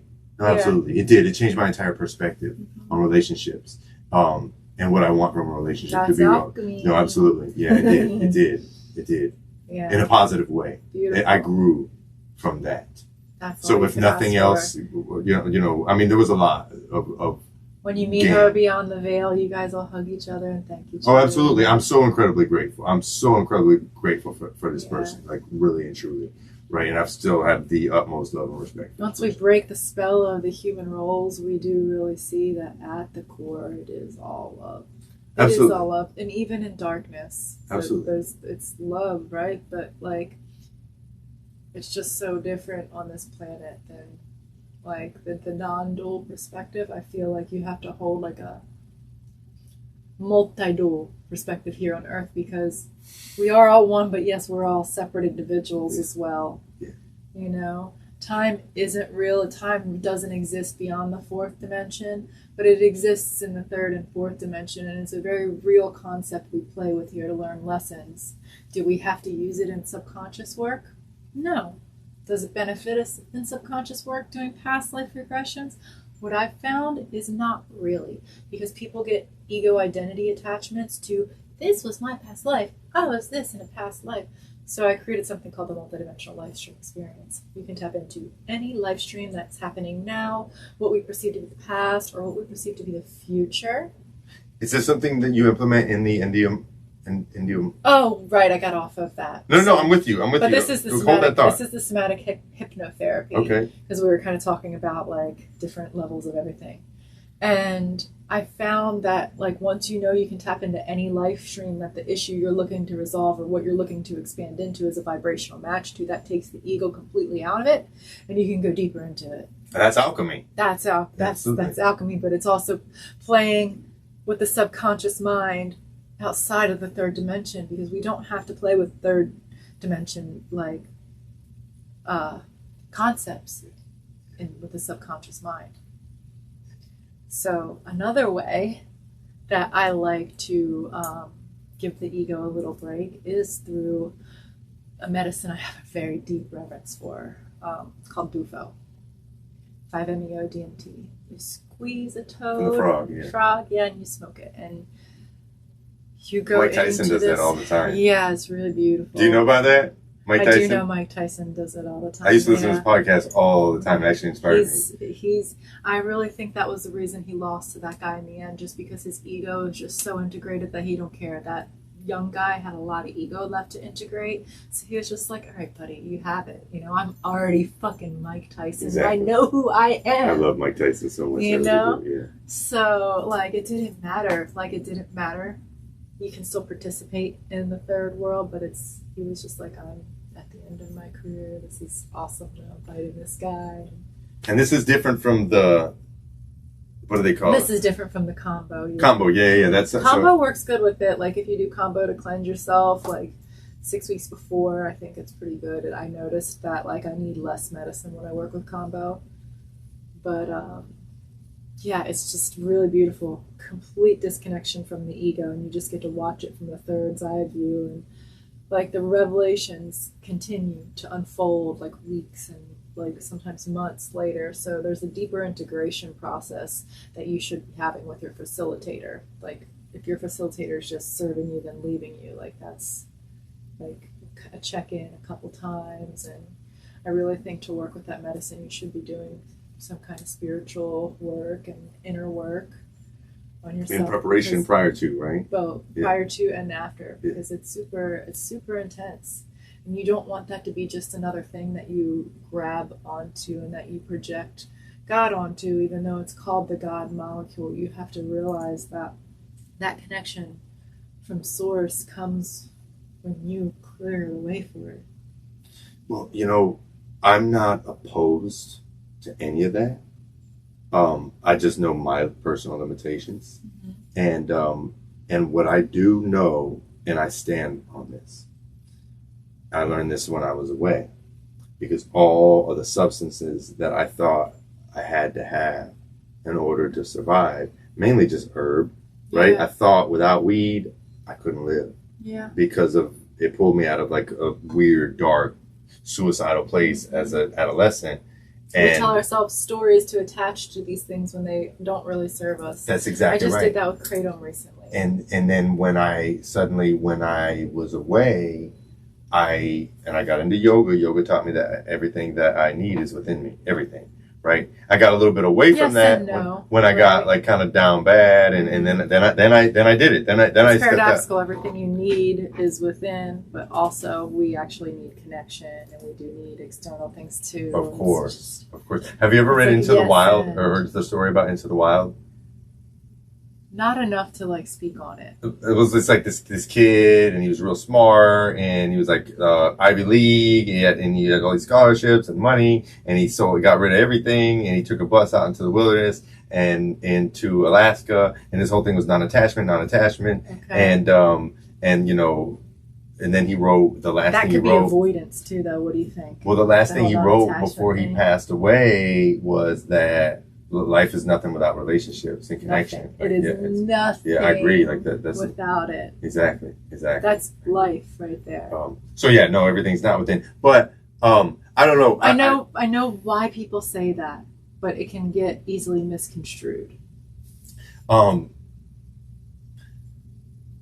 just don't like really heavy experiences like that. You know what I mean? Like, so you asked me. It's actually like a really also light and heart opening experience. So microdosing was for me, but you asked me when I overdid it, and I overdid it by accident because I got real comfortable. Shrooms last a really long time. This only lasts like 10 minutes, so it's like not bad. So I got real comfortable taking shrooms, and then I would take the same dose all the time, and then I tried a different thing, and I tried the same dose, and I had a really intense experience that I don't really want to share because it's super personal. Sure. But I will say it was like I was in a different dimension. And I felt like I was possibly like not going to make it back. Okay. You know what I'm saying? I don't know. What do you think that I'm possibly not going to make it back? What do you think that was showing up in your trip experience for? Again, I don't want to say too much because it's like super personal. And I'm not usually like that. I get super personal on this podcast. Was it like a fear death or something, maybe? So, we don't have to go into it. No, I mean, well, death is weird for me because like I never really feared death. I fear losing people. But then when I became a dad, suddenly I got scared to die. Yeah. You know what I mean? Because I don't...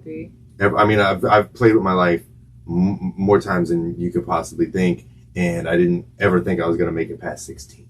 So by the time I was 17, it was like I'm just partying. Like I didn't think I was gonna make it this far, you know. And then you just don't really care. Like anything could happen. Like you can kill me. You know what I mean? Like know that you need that you don't have. Exactly. But then it's like the concept of self-worth is like something that you're completely oblivious to. Well, one thing I could say, even when I was like super low vibrational, I was living my life in a way that like no regrets. Like if I'm with somebody, I'm gonna be with them. Like it's the last time I see them. You know what I mean?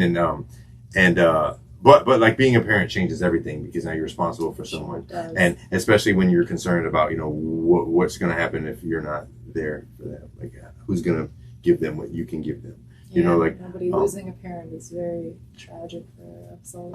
So, who needs it and why? Does anybody need it? Does everybody? I definitely don't think 5-MeO DMT is for everybody. I do feel, especially people who have heart conditions, people who are on like antidepressants, you have to be off antidepressants for 6 months first. And people who've had like mania and schizophrenia, like in their close family lineage, have to be really careful. I think it's good for people who are of like sound mind and body. Maybe they're going through a crisis, but they're ready to really take a deep look at themselves and how they see the world. But it's like, it's different than NN-DMT, because NN-DMT, like you're seeing all these visuals and it's trippy.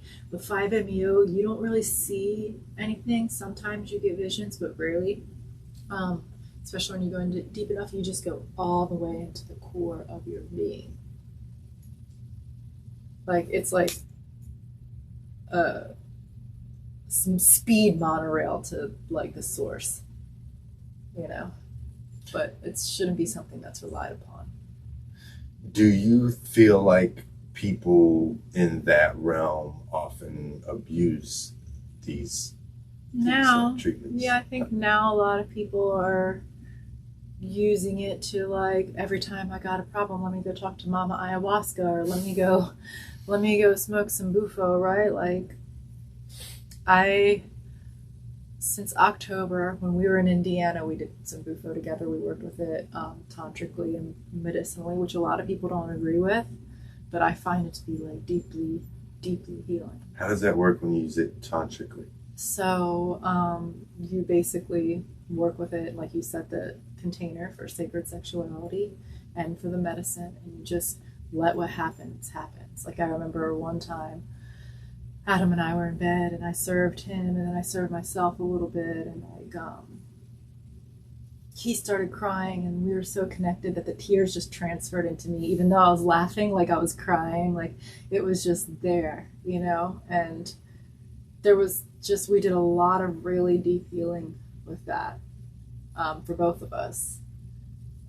His brother said to me that I helped him find God before he died. Like, and started to get him to look within. So like we really had a deep impact on each other's lives. I know people don't agree with using the medicine that way, and there's some people that do, but I think it can be like really profound. I won't, again, the next time I do that with a partner, it's going to be someone that I have like a really deep, like long-term commitment with.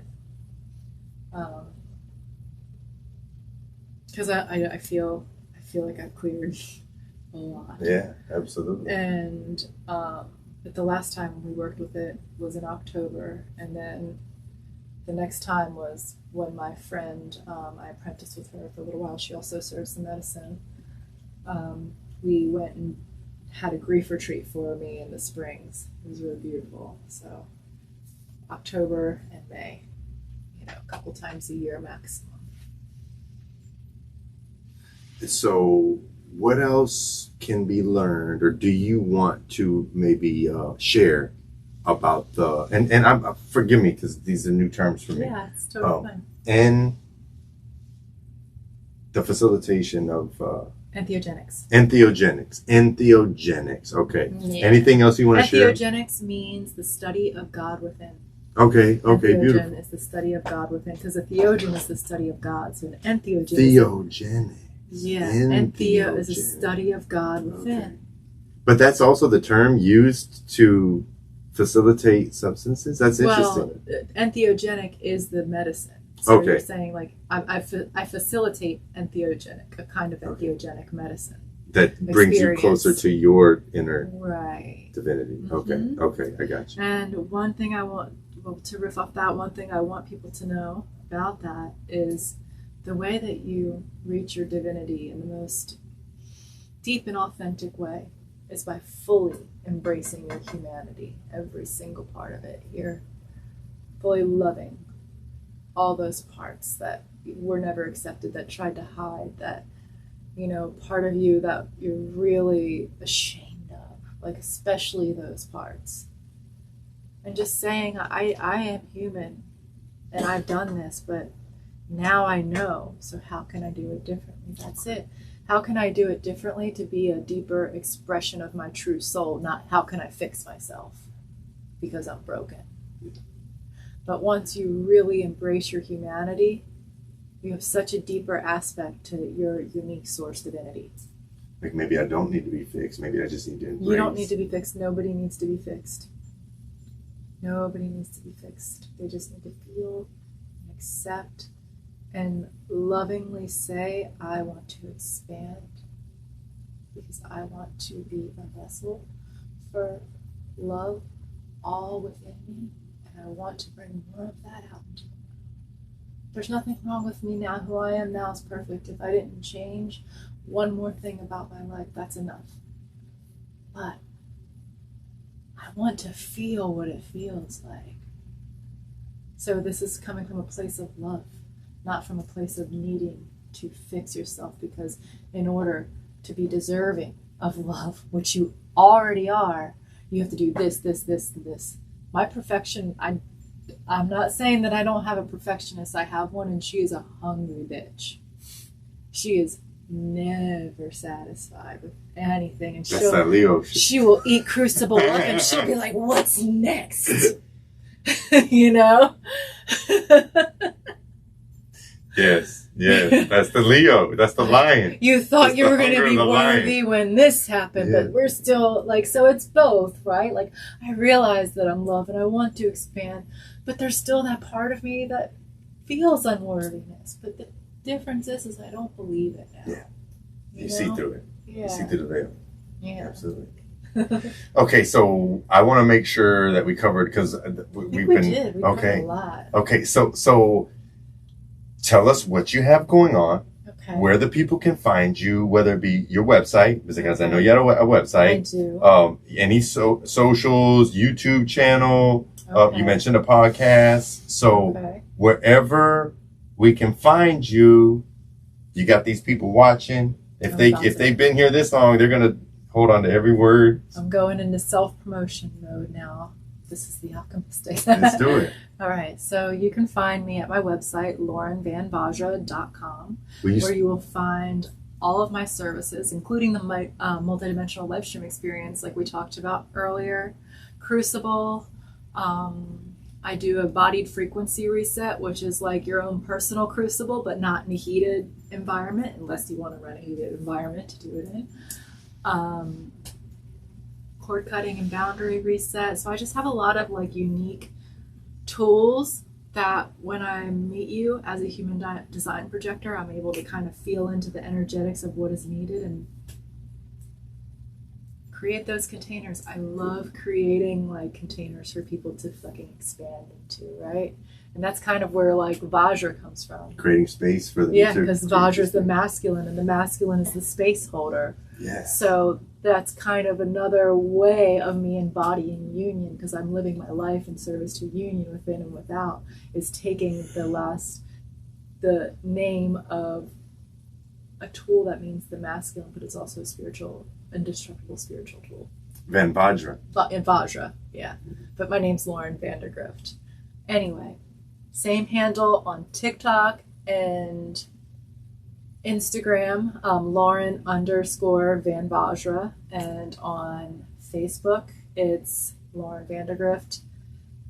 And I think I might have to make a new Facebook account because my ads have been blocked and nobody can figure out why. I've been back and forth with Meta for like months, and they're like, I hope that someone can help you figure this out because there's nothing wrong with your account. It's like this like glitch, but I'm blocked from doing it. You call that shadow ban. Yeah. But okay, so spell it, because some of us don't know how to spell. So when we go, so Lauren, LAUREN _VANVAJRA.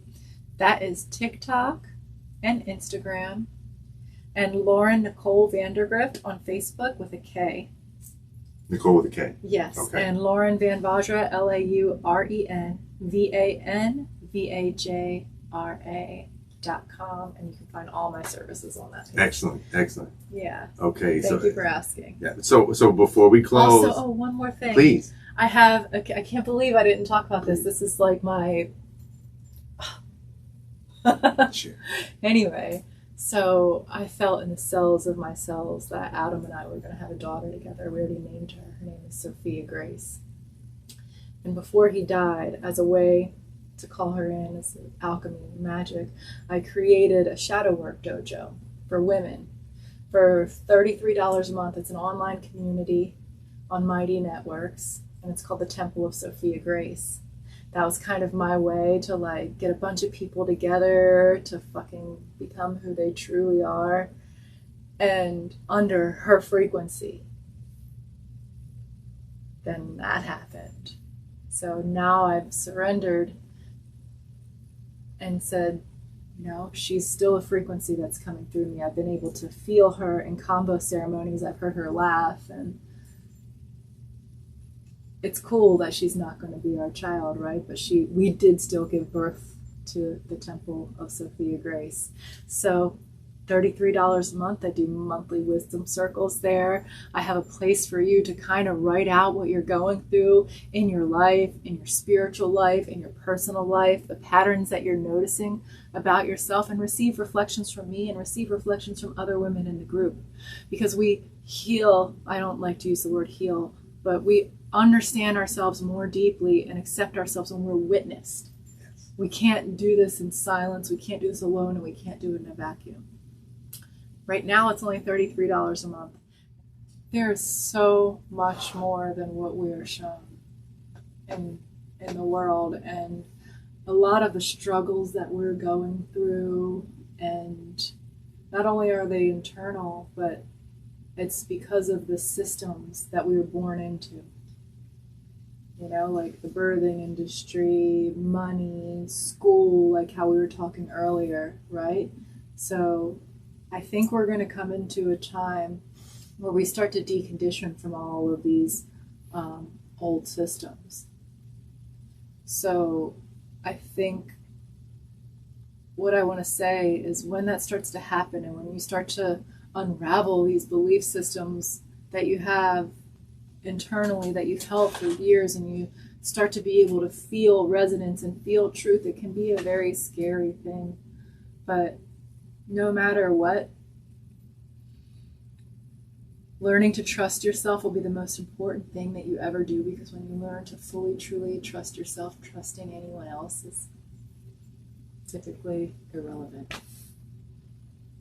Trust yourself. Trust yourself. And sometimes that's a journey to get there, right? We can't just go from someone who's been abandoning themselves for years, making terrible decisions, to trusting yourself tomorrow. But know that you are worthy of trusting yourself, and that you can get to a place where you trust yourself. And we all start at, some have more privilege than others, right? Some people have to start from a harder place, but your gifts are going to be much bigger, you know? Yes, absolutely. Yeah, it's worth it. It's worth it. And guess what? Once you die, it's nothing but love and acceptance. So if the fear of death keeps you from living, let it go. Because it's beautiful when you die, and you get to decide how beautiful your experience is here. Dive all the way in. You came here to be human. Beautiful. Beautiful. Thank you. Thank you so much for sharing. Thank you so much for having me. It's been a pleasure. Yes. It's been a pleasure. And so, real quick, if you're watching this and you have questions for Lauren or for me, yeah, feel free to message me. Please message her, drop them in the comments. And, we got to get back and talk about human design at some point. Yes, I'm down to talk about like the human design gene key system. Absolutely. Dive into gene keys a little bit and let me know what you think. If you're into shadow work, I think you'll like the gene keys. I definitely got to check that out. I'm not that familiar. I've heard of it. The gene keys is more like based in internal work. Like human design is like a framework for how you can best use your energy. But gene keys goes into like your whole internal map and incarnational wounds and everything. So I'm going to dive into that a little bit. And then, so hopefully you all ask her some questions. And then we'll come back. We'll revisit, we'll revisit some questions, answer some questions, do a couple of deep dives, and definitely touch on human design and gene. Yeah, I know keys. you wanted to talk about that, but it just didn't. No, it's all good. It was a great show. Thank you so much for coming. Thank you. So,